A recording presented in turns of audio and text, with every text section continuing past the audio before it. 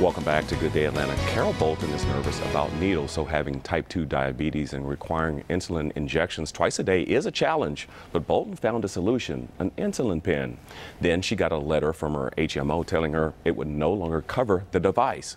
The Fox Medical Team's Beth Galvin joins us to talk about what happened.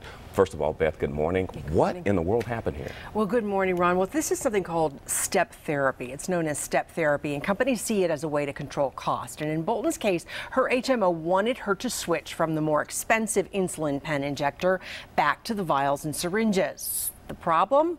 Bolton says she's terrified of giving herself shots.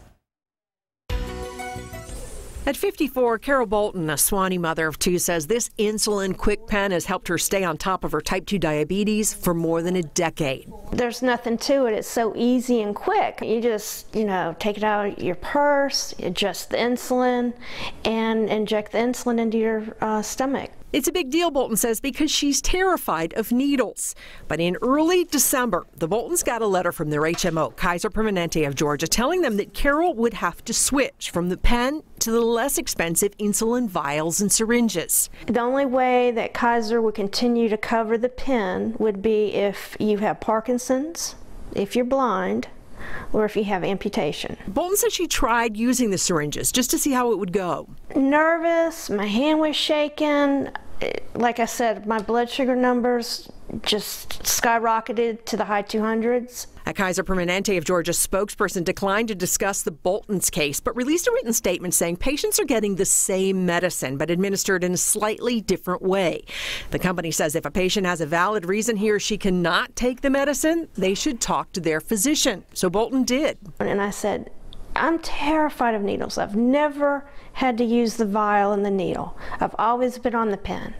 Is there any way to get around this? And he said no. One reason, Kaiser Permanente of Georgia says the quick pen is more than triple the cost of the syringe injection method.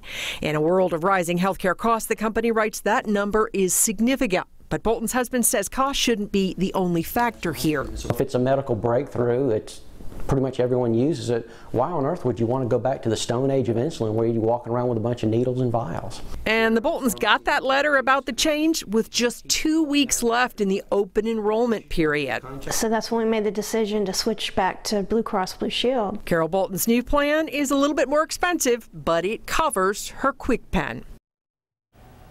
And you can read Kaiser Permanente's full statement on fox5atlanta.com. Just look on the health tab. And step therapy is also known as fail first. It's a common practice. Patients on more expensive medications may be switched to a less expensive option.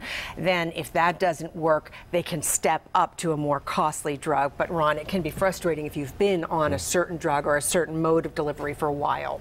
Don't blame her for switching back. Now, what are your options if you don't want to switch back to another drug? So just one important word there, appeal. It will take time, but appeal. Okay. All right. Great information. Good for her, too. Yeah. Thank you, Beth.